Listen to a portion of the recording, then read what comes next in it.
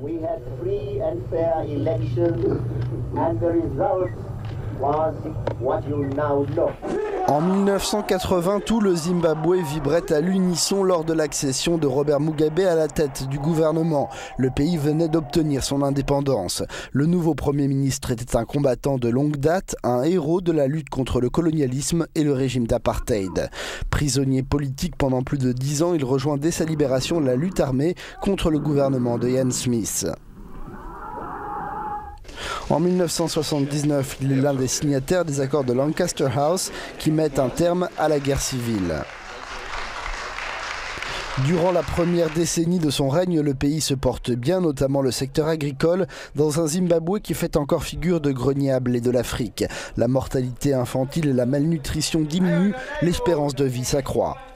Le pays est alors doté d'un des meilleurs systèmes éducatifs de la région. Le Zimbabwe détient le record du meilleur taux d'alphabétisation, dépassant même la puissante Afrique du Sud. Mais dans le même temps, Robert Mugabe prend des mesures de répression sévères contre l'opposition. Il assimile ses leaders aux intérêts néocoloniaux et reconnaît avoir recours à la torture contre eux.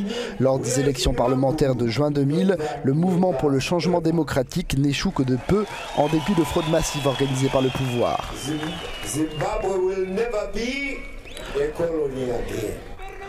Le début des années 2000, c'est aussi le temps de la réforme agraire. À l'époque, 70% des terres arables sont détenues par 4000 fermiers blancs.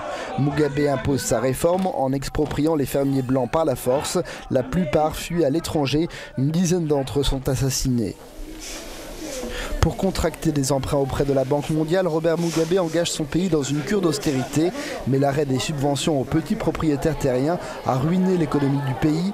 Un nombre grandissant d'habitants dépendent de l'aide alimentaire et l'espérance de vie chute à un niveau exceptionnellement bas. Mais Robert Mugabe ne peut entendre la moindre critique et ne peut envisager de changer de politique.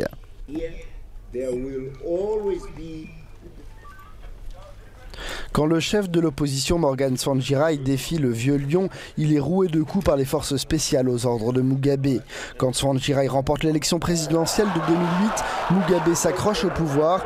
Tout ce qu'il concède est un partage du pouvoir avec Tsvangirai, qui devient Premier ministre, mais sans obtenir aucun moyen pour influer sur la marche politique à suivre.